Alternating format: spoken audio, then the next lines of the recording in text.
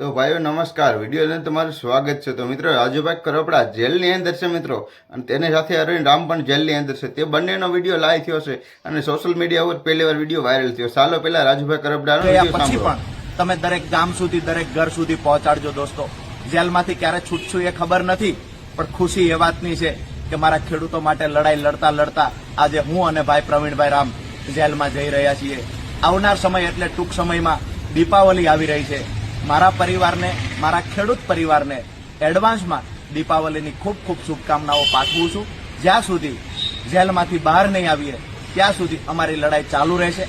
જેલમાંથી બહાર આવ્યા તો ભાઈઓ ખરેખર રાજુભાઈ કરપડા અત્યારે જેલની અંદર છે મિત્રો, જે થોડાક સમય પહેલા જેલની અંદર લઈ જવામાં આવ્યા હતા, એટલે કે ગિરફ્તાર કરવામાં આવ્યા હતા। જ્યાં બોટાદની અંદર જે કરતા પ્રથાને લઈને એને વિવાદ કર્યો હતો અને કે એનું આંદોલન કર્યું હતું ખેડૂત સાથે બધા લોકોએ, તો એની સાથે મિત્રો એને અન્યાય થયો, એટલે કે રાજુભાઈ કરપડાની ધરપકડ કરી, સાથે પ્રવીણ રામની પણ ધરપકડ કરી। તો જેલની અંદરથી પહેલી વાર આ વિડીયો વાયરલ થઈ રહ્યો છે કે ખુદ એમ કહી રહ્યા છે કે અમે જ્યાં સુધી આ કરતા પ્રથા બંધ નહીં થાય ત્યાં સુધી અમે લડત લડશું અને આંદોલન અમે શરૂ રાખશું, અને કે અમે જેલની અંદર અત્યારે છવી, એટલે બધા આ બધી જવાબદારી તમારી, એટલે કે જાગૃત જે જનતા છે, જે બધા ખેડૂત છે, જે બધા એના પર છે અત્યારે। બાકી અમે જેલની અંદર આવશું, જેલની અંદરથી બહાર આવશું ત્યારબાદ અમે પણ હજી પણ આ કરતા પ્રથાનું આંદોલન બંધ નહીં કર્યું। આના ન્યાય માટે અમે બધા લોકો હજી મેદાનની અંદર છવી અને રહેવાના છવી અને રહેશું, અને આ જે કરતા છે બંધ કરાવીને રહેશું। અને આંદોલનની અંદર જે આ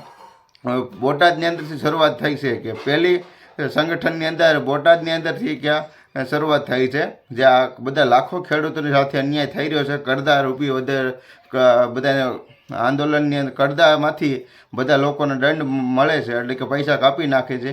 તેની અંદરથી કે અમે બોટાદની અંદરથી શરૂઆત કરીશું। બધી કે અમે હજી ઘણા બધા જે પણ ભ્રષ્ટાચાર થતું હશે એ બધાને અમે મદદ કરશું, અને હજી પણ આમ આદમી પાર્ટી પૂરો એના જોશમાં જ છે। રાજુભાઈ કરપડા બહાર આવશે ત્યારબાદ હજી મોટો ધમાકો થવાનો, તો બધા વિડીયો લાવવાના છો। તો તમે ચેનલ પર નવા તો સબસ્ક્રાઈબ કરો, પેજ પર તમે તો